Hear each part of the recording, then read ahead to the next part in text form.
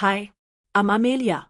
I always believed rock bottom would feel loud, like something would break inside me with a sound I'd never forget. But when my world collapsed, it didn't even make a sound. No dramatic storm, no crash, no screaming. Just silence. Heavy and absolute. One day I was someone's wife, a thriving interior designer with a growing client list and a renovated studio downtown. The next, I was sitting on the floor of an empty apartment I couldn't afford, staring at a legal envelope with my name on it and no husband beside me. The envelope was thin. Too thin to be a mistake. My hands didn't shake, not right away. They went still, so still that I thought for a second I had stopped breathing. Divorce papers. Pre-signed. No note. No explanation. Just a clean break and a forwarded address for future correspondence. He didn't even have the decency to face me. Or maybe he didn't have the courage. It started a month earlier, when my biggest client backed out of a luxury project that would have carried my firm through the year. They didn't give a reason, just a vague line about restructuring priorities. I found out later that their cousin had started a competing business and gotten the job instead. The same cousin who'd once asked me if pillows were really that important. My accounts dried up faster than I expected. Rent notices piled up. I sold my car within 3 weeks. I didn't even cry when I handed over the keys. I was too numb to feel much of anything. I told myself that at least I still had James. My husband. My safe place. My anchor. But James wasn't home much during that time. He said he was working late, helping a friend expand his restaurant franchise. He said he was stressed about our finances too, and that we needed to cut excess. When he suggested I shut down my studio for now, I told myself he was just being practical. When he stopped kissing me goodbye in the mornings, I told myself he was just tired. The week before he left, he booked a 3-day trip to Miami for business. I noticed he packed his cologne, and the shirt I once said made him look too handsome to be trusted. When I joked about it, he didn't laugh. He just shrugged and said, "I need to look sharp." That was the last thing he said before walking out the door. He didn't come back. Not even a call. The text came 2 days later. "You'll find what you need in the envelope at the front desk." That was it. No apology. No regret. Just an efficient erasure of 5 years of marriage. The doorman didn't meet my eyes when he handed me the envelope. Maybe he already knew. I moved into a friend's spare room after I lost the apartment. Jessica was kind. She didn't ask too many questions.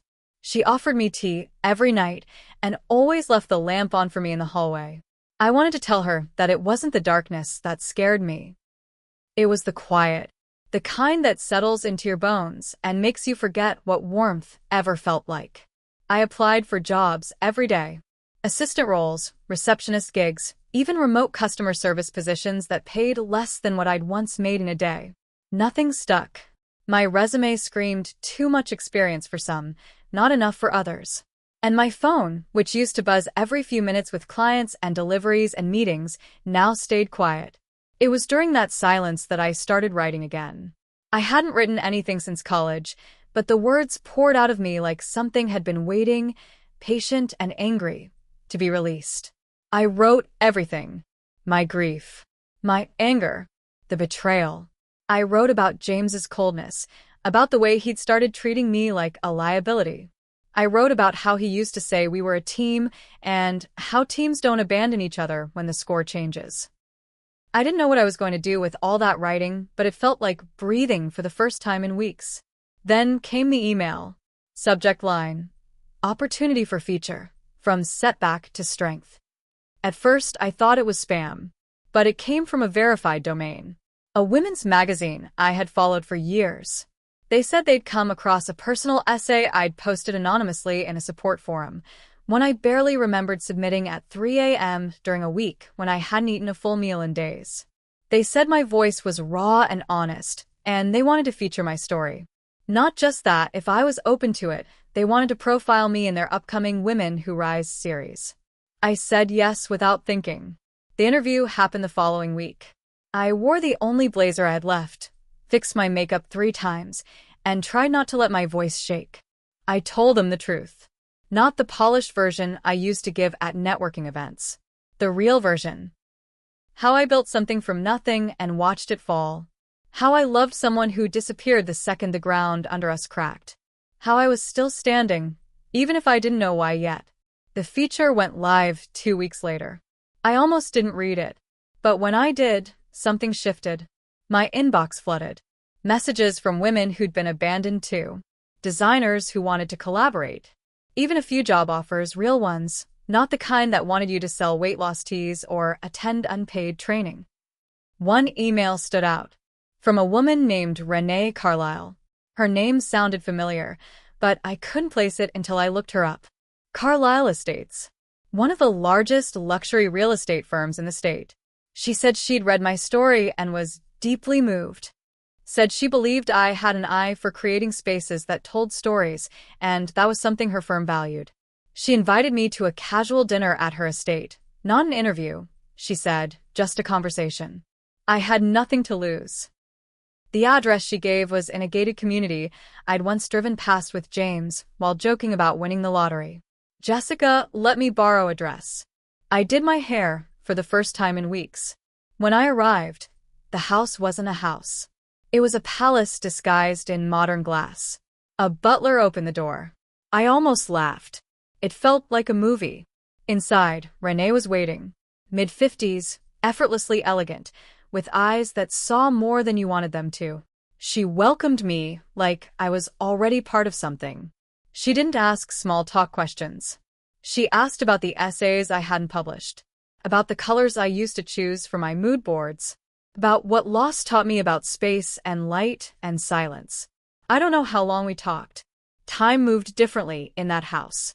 But at the end of it, she said she had a role in mind.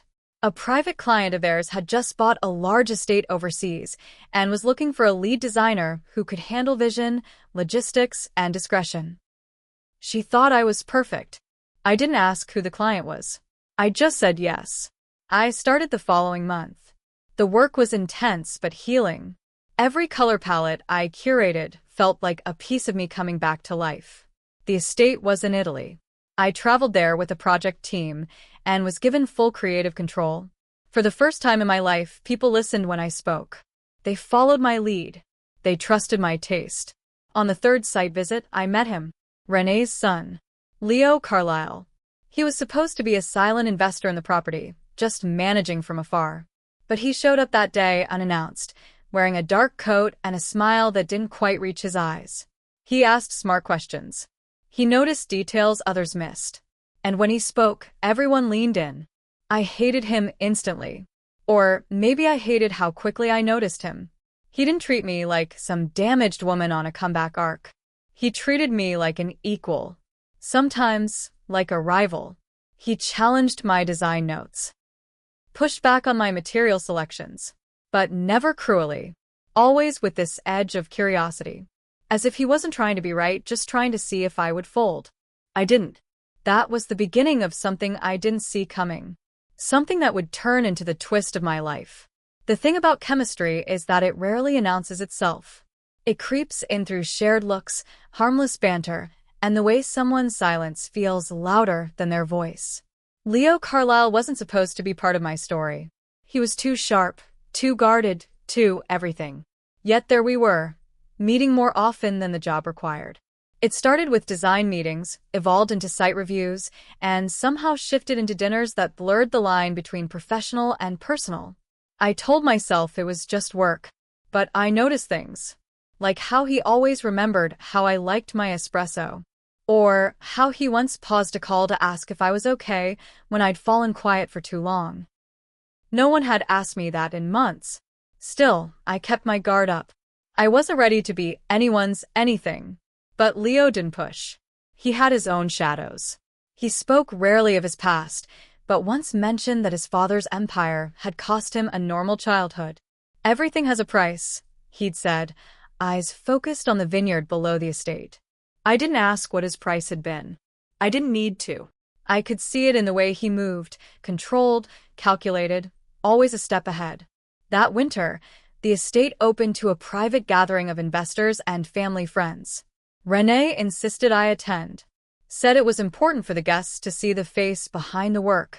I wore a deep emerald gown I found in a secondhand boutique in Florence. It wasn't designer, but it fit like it had been sewn for this very night. The guests were polished and polished again. Faces you'd see on magazine covers or behind stock tickers. I kept to the edges, wine in hand, trying not to let the gold chandeliers blind me. And then I heard my name, not from someone kind, but from a ghost. James. My ex-husband, standing near the buffet with a drink, laughing at something shallow, and looking every bit the man who'd once promised me forever. My blood turned cold. I hadn't seen him since the papers. Since he vanished. I wanted to turn and walk out, but I couldn't move. It was Renee who appeared beside me, placing a hand on my elbow like she knew. Old life or new? She asked gently. I looked at her, then back at him. Extinct, I said. And yet, the ghost had somehow found its way to my sanctuary. Later that night, Leo found me on the balcony. I hadn't told him about James. I hadn't told anyone, but he must have seen the way I froze. He doesn't belong in your story anymore, he said quietly. I wanted to believe that, but the truth was Messier. Because the next morning, James showed up at the estate claiming to be a guest of one of the investors. I confronted him, fury rising like bile. But he smiled, the same smug smile I used to mistake for charm. You've upgraded, he said, nodding toward the mansion. Didn't think you had it in you. I told security to escort him out. But the damage was already done. Something about his presence shook the ground beneath me again. Not because I missed him, but because he reminded me how easily people can switch masks. Days passed. Leo didn't ask questions, but his protectiveness grew sharper, quieter. He started showing up earlier to meetings. Called more often. He once showed up at my hotel just to walk me back after I stayed late working. I pretended not to notice. Pretended the butterflies weren't getting louder. And then came the biggest twist. Renee invited me for lunch at a private club. I expected another design brief. Instead, she slid a manila envelope across the table. Inside were papers. Legal ones. A pre-marriage agreement and a confidential letter bearing the Carlyle family crest. I stared at it confused. She folded her hands and said, Leo wants to propose. He doesn't do things halfway. I couldn't speak. Not because I didn't feel something for Leo, but because the word marriage still felt like a bruise. She leaned in. He told me to give you this and say there's no pressure. But I know my son. He's never looked at anyone the way he looks at you. I walked out in a daze. That night, Leo met me in the garden. He didn't kneel. Didn't have a ring. He just said, I don't want to save you. I want to walk beside you.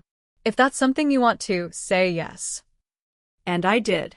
Not because I needed a rescue, but because I had finally remembered how to choose myself, and he was standing right beside that choice. The wedding plans were swift but tasteful. A private vineyard in Tuscany. Limited guests. Mostly family, a few close friends. Renee insisted on handling everything. You focus on love. Let us handle the legacy, she said. I laughed, but she meant it. Dress fittings, floral mock-ups, custom invitations. It was a blur of elegance and disbelief. Until 1 week before the wedding, when the final RSVP list arrived. I almost choked when I saw the name. James. Confirmed. Renee looked up from her seating chart and said, He's attending as a guest of the Maxwell family. Old business tie. I didn't want him there. I told Leo. But he surprised me. Let him come, he said calmly. Let him see what it looks like when a woman he threw away becomes unforgettable. The day arrived under a sky so blue it looked painted. My gown wasn't loud, but it was fierce. Structured, modern, with sharp lines and a slit that whispered strength. My hair was pulled back, my heels high. I didn't shake. Not once. Leo waited at the altar with a stillness that made everything else blur. As I walked down the aisle, I saw James. He looked like someone trying not to flinch. I didn't stop. Didn't glance twice. I just kept walking toward the life I'd built from ash and bone. The ceremony was simple, elegant, timeless. The vows were handwritten. Mine spoke of ruin and rebirth, of silence and the voice I'd reclaimed. Leo said I was the storm he never saw coming and the peace he never thought he deserved. But the real twist came during the reception. A journalist from a global business publication approached me. Said she'd been following my story since the original magazine feature. Said she'd done some digging. And then she handed me a file. It held evidence that James had embezzled money from a joint account we once shared. The same account I thought had mysteriously drained during our final months. He'd moved the funds offshore, then used part of it to invest in the very restaurant franchise he claimed to be helping. It was thriving now. He was profiting from money he took behind my back. My mouth went dry. The journalist said, "I thought you'd want to know. We're running an exposé soon." I didn't tell Leo right away. I waited until we were alone in our suite, the party quiet behind us. I showed him the file, and for the first time, his calm cracked. "We can press charges," he said. "We can burn him." I nodded, but I didn't feel rage anymore. Just resolve. Let's do it clean. No headlines yet. Just strategy. And just like that, we formed a plan. Legal notices were prepared. Assets frozen. Investigations launched. Within days, James's accounts were flagged. He called. Left voicemails. Pleaded. I didn't answer. The same way he hadn't. The same way silence once swallowed me. But I didn't just want revenge. I wanted closure. One evening, I met him. At a public cafe. No lo oyes. No chaos. Just two people who used to mean something. He looked tired. Worn. Not the man who walked away. I didn't speak for a while. Then I said, "You didn't just betray me. You bet against me." He reached across the table, but I didn't move. "I was scared," he said. "You were crumbling, and I didn't know how to carry it." I stood, calm and unmoved. "You didn't have to carry me. You just had to stand beside me. The way someone else eventually did." I left him there, in the same silence he once gave me. As Leo and I built our life together, I didn't forget what happened. But I didn't live in it either. We traveled. Opened a foundation for young women rebuilding their lives. I went back to writing. My second book became a bestseller. A memoir, not of pain, but of power. I called it She Wasn't Lost, Just Paused. At every signing, women hugged me and whispered, "Thank you for saying what I couldn't." And I smiled. Not because I had won, but because I had finally understood that walking away wasn't the end of a story. Sometimes, it was just the beginning of the real one. There's something strange about peace when you haven't had it in a long time. It feels like a trick at first, like something borrowed. Every morning I woke beside Leo, sunlight slipping through silk curtains. I expected it to vanish. That maybe one day I'd open my eyes and find myself back in that empty apartment, holding that thin divorce envelope. But peace didn't vanish. It settled. Quietly. Slowly. Like sunlight warming cold stone. We'd been married 4 months when the second wave hit. It came not from James, not from scandal, but from family. Leo's side. The kind that didn't attend the wedding, but always had something to say after the fact. A cousin. Then an uncle. Then a board member of the Carlyle Family Trust. Whispers that I was a distraction. That my past was bad optics. That Leo, their golden heir, was making choices with his heart instead of his bloodline. Renee was furious. She confronted them all behind closed doors. But not before the rumors slipped into meetings. Investors suddenly pulled out of a Carlyle property venture, claiming concerns about executive leadership. One magazine published a blind item implying that Leo's wife had baggage heavy enough to sink a legacy. I knew it was about me. The details were too precise. I told Leo, the first could step back, that I didn't need the spotlight. But he only looked at me and said, "You are the spotlight. Let them adjust their eyes." He said it with conviction. But I could feel the pressure building around him. Every time we attended a gala or a meeting, the air grew tighter. Once, I walked in on him pacing a marble hallway, phone to his ear, saying, "She's not a liability. She's the reason I see things clearly now." But clarity wasn't enough for those born in wealth. They wanted perfection, control, and I had never played by their rules. That's when the Carlyle family attorney asked to meet me. Alone. I agreed. The meeting took place at a neutral estate in Zurich. Quiet, cold, the kind of place designed for secrets. He slid a contract across the table. It wasn't a threat. It was a deal. An offer to quietly step back from the public-facing projects, relinquish claims to certain assets, and agree not to represent the Carlyle name in future publications or appearances. In return, I would receive a generous financial package and a discreet exit. They weren't asking for a divorce. Not yet. They were offering a soft erasure, a polite rewrite of history. I didn't speak. I just folded the contract, placed it back in the envelope, and slid it into my purse. I didn't cry. I didn't rage. I just walked out, the click of my heels echoing in a hallway that had never wanted me there to begin with. That night, I told Leo everything. His face didn't move. He sat still for a long time, and then he stood. "It's me or them," he said. "I walk away from all of it if that's what it takes." I believed him, but I also knew the cost. His inheritance, his name, everything he had built. And I wouldn't let him pay that price. Not when I had another way. The next morning, I flew to New York. I met with the journalist who had first uncovered James's fraud. I gave her everything. Not just the embezzlement, but the pressure campaign from the Carlyle board. The contract. The erasure attempt. I told her the story not as a victim, but as someone reclaiming their name once more. The piece ran under the title, "The Billionaire's Wife They Tried to Erase." It exploded. Not because of scandal, but because of truth. Women around the world saw their own silencing reflected in mine. The support poured in. Articles. Podcasts. Interviews. And Leo, he stood right beside me in every photo, every press moment. The Carlyle board was furious. But the backlash had already begun. The trust's image took a hit. Shares dipped. Public sentiment turned. It turns out, the world was tired of watching strong women get erased. Weeks later, Renee called. I expected anger. Instead, I heard quiet pride. "You reminded them what real legacy looks like," she said. "Now they'll have to keep up." I thought that would be the end. But the final twist hadn't arrived yet. It came in the form of a letter. Handwritten. From my mother. We hadn't spoken since I left home. She had always been quiet during my first marriage, dismissive of my pain, even skeptical when I told her James had vanished without explanation. But this letter, it was different. She apologized. Not for everything, but for enough. Said she saw my story in the papers and realized she had raised me to survive, but never taught me how to feel safe in survival.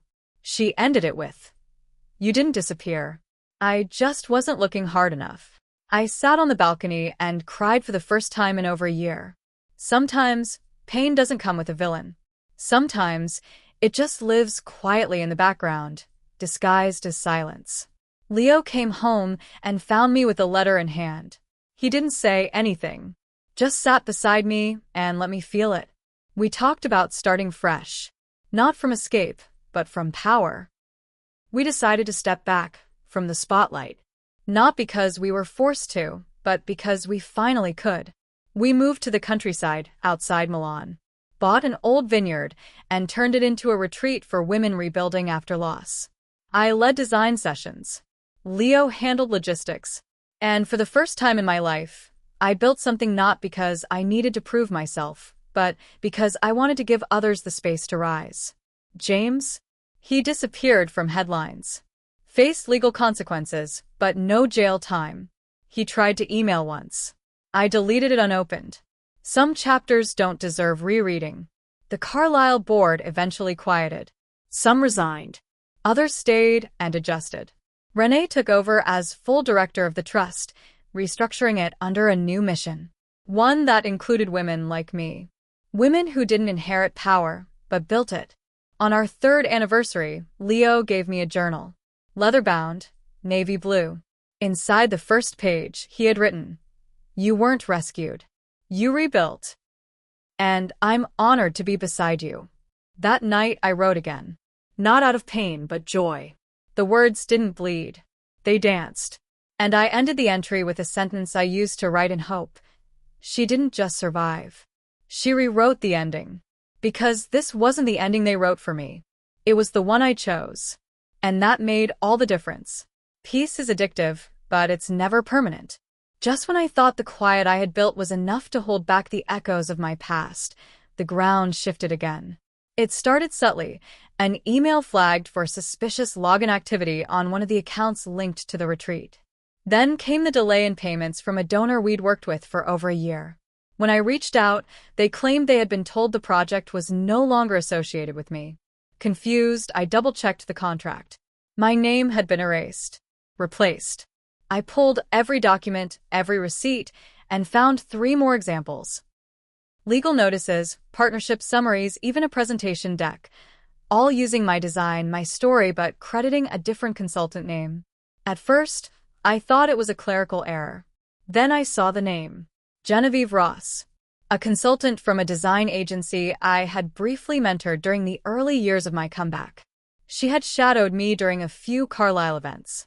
She had taken notes, quietly. I never thought twice about her. Now, she had stolen the very bones of my work and reshaped them into her own version of success.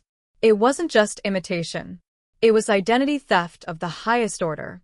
One of her press appearances included lines almost word for word from my original interview. Even a story about losing everything and rising again. She wore it like a badge, but it wasn't hers to wear. Leo was furious. He wanted to go straight to legal. But I stopped him. I needed to understand the motive. I reached out to a journalist friend who had helped break the original James story. Within 2 days, she sent back a confidential file. Genevieve had ties to someone else. My breath left my lungs when I saw the photo.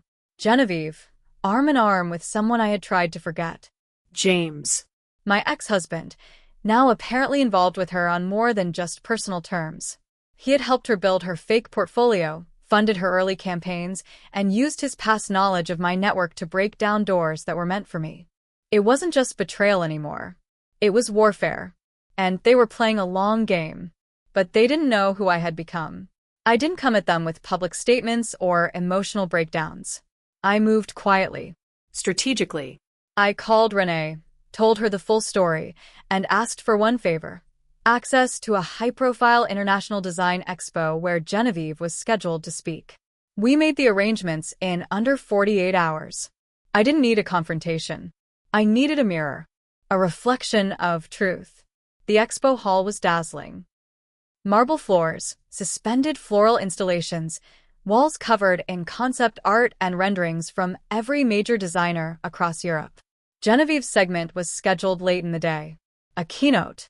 A celebration of innovation and story-driven design.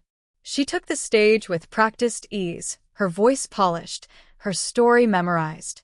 But right before she reached her emotional crescendo, sometimes you have to lose everything to find yourself.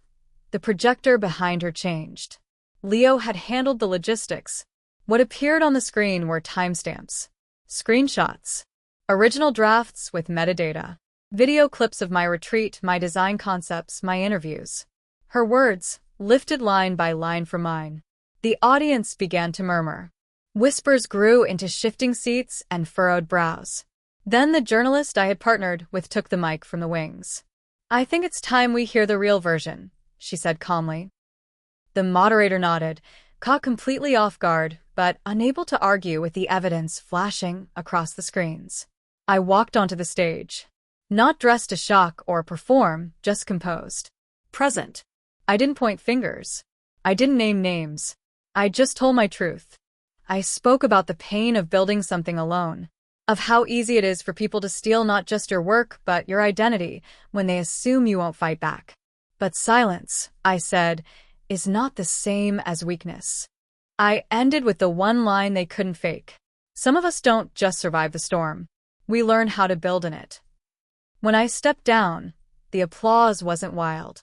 It was solemn, respectful, true. The fallout was immediate. Genevieve was removed from every partnership she held. Sponsors pulled out.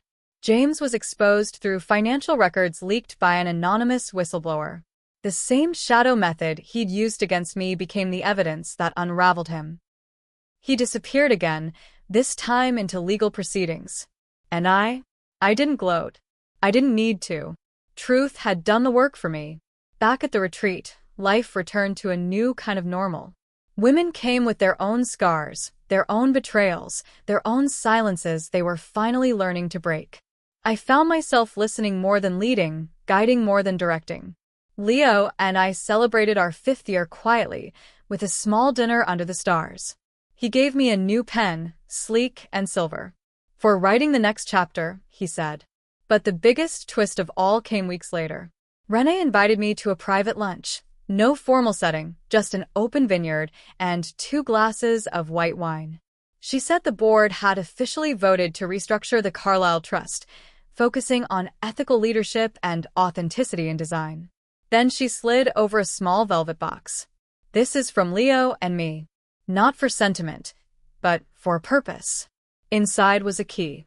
And a document. A full transfer of the Florence estate. The one I first designed, the one where I met Leo, into my name. It began with you, she said. And it belongs to you now. I cried. Not because I needed the property or the wealth or the prestige, but because something I built, something I thought I might lose again, was finally mine. Not borrowed. Not shared. Mine. The next morning, I walked the grounds of the estate alone. The roses had bloomed again. The gravel was still firm under my heels. The wind smelled like lemon trees and fresh soil. And I realized I wasn't just someone who had survived betrayal, divorce, theft, or silence. I was someone who had faced each twist, every ambush, and turned it into architecture, into foundation, into space for others. I sat beneath the old olive tree near the back courtyard, opened my journal, and wrote, "If you can take her money, you can take her story, you can even take her name, but what you'll never take is her voice." And this time, I meant every word. The estate felt different now.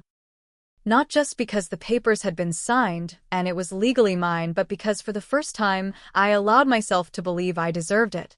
For years, I had been fighting battles I never picked, defending ground I had already earned. But something had shifted. I was no longer standing to protect what I had. I was standing because I wanted to build more. Not for validation. Not for revenge. But for legacy. The vineyard renovation became my first personal project under the new name, House Marin. Not just a brand, but a space.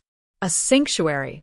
A name they tried to bury, now carved into stone outside the main entrance. Within 6 months, House Marin launched a design mentorship program for young women from underrepresented backgrounds. We didn't just teach them interior design. We taught them voice, vision, ownership. We taught them how to build what couldn't be stolen. But with growth came exposure. And with exposure came risk. One night, as I was locking up the studio, my assistant rushed in holding a manila envelope, eyes wide. Inside were photos of Leo and me, of the estate, of blueprints we'd only just finalized. Taken from a distance, grainy but targeted. Alongside them, a letter. Anonymous. Typed. Everything can be taken again. Be careful who you trust. I read it twice. My hands didn't shake. Not this time. I handed the envelope to security and asked for a full internal sweep of our systems. A few days later, our cybersecurity consultant found the source. It wasn't external. It wasn't even new. It was embedded deep within an old file transferred over during our earliest hiring period, before I had official control. The trail led to someone I had already forgotten. Genevieve. Or more accurately, someone working for her. Even after everything, she had tried to plant spyware in our servers. One last move. One last attempt to reclaim what she believed she was owed. The authorities were called. An investigation opened. This time it was handled swiftly. No headlines. No press. Just quiet consequences. Her licenses were suspended. Her agency blacklisted by every reputable vendor. She disappeared from the industry like smoke. But I didn't feel triumphant. I just felt clean. as if something lingering had finally been swept out of my atmosphere. I went back to my garden, barefoot in the morning dew, and sipped tea while the sun rose behind the vineyard wall. It should have been the end of conflict. But life doesn't obey narrative. A few weeks later, my mother called. We had stayed in occasional contact, exchanging letters, brief calls. But this time her voice cracked. "I need to see you," she said. I flew back home for the first time in years. The town was the same. Quiet, almost too small now. Her house still smelled of Old Spice and lemon oil. We sat at the kitchen table, like we had when I was 17, and telling her I wanted to be a designer. She pulled out a dusty box from under the table. Inside were old family albums. I expected photos. Instead, I found journals. Mine. Ones I had long forgotten, taken from my room during my college years, stored away without permission. I should have been angry, but when I opened one, I understood. She had read every page, underlined passages, made notes in the margins in her delicate, looping script. She had tried, in her own way, to understand me after the fact. "I didn't know how to support you back then," she said quietly. "But I never stopped watching." She handed me the final journal and smiled. "I saw the wedding photos. You looked like you weren't wearing a dress. You were wearing armor." I laughed. Maybe I was. But now, I had laid the armor down. I wasn't afraid anymore. On the flight back, I scrolled through old photos I hadn't touched in years. I came across one of James and me, one of the few where I was laughing. I stared at it for a long time, not with sadness, but with detachment. That girl, the one in the photo, had no idea what she would have to survive. No idea how strong she'd become. I whispered, "Thank you for breaking. Because some things have to shatter before they can be rebuilt right." Leo met me at the airport with flowers. Not expensive ones. Wildflowers. The kind I used to pick as a kid before I knew what florists were. He kissed me on the forehead and said, "Come home." And I did. Home wasn't a place anymore, it was a person. A choice. A quiet made louder by love. Our 6th anniversary came and went with little fanfare. We cooked dinner ourselves. Watched old movies. Leo gave me a first edition of a book I once said saved me in college. I gave him a sketchbook filled with concept art for a new school we planned to build, designed for girls in rural communities, blending art, sustainability, and architecture. We would name it the Marin School of Reclamation. Because this wasn't just about surviving anymore. It was about giving the tools to others before they ever had to fall. One night, I gave a talk at an International Women's Summit. I stood on stage, the lights soft, the crowd quiet, and said, "The girl you see today isn't the result of luck. She's the product of loss, of silence, of people who didn't believe her story deserved space." But I kept writing it anyway. And now they're reading it. I paused, looked out into the sea of faces. And if someone's tried to write you out, hear me when I say, pick up the pen. I walked off stage not to applause, but to stillness. The good kind. The kind where people hold their breath not because they're shocked, but because they've seen a mirror. And in the end, I never needed James to pay. I never needed Genevieve to fail. I just needed to become someone who couldn't be erased again. A few months later, a young designer sent me a letter. She had read the article, followed House Marin, and was now preparing to start her own practice. She ended with a single line. "You reminded me that silence isn't strength, survival is. And you survived loud." I framed that line, hung it on the studio wall, because maybe that was the real ending. Not the vineyard, not the marriage, not the exposure or justice or revenge. The real ending was a beginning I made possible for someone else. Because when your story survives everything thrown at it, then you win. And you don't just win once. You win forever.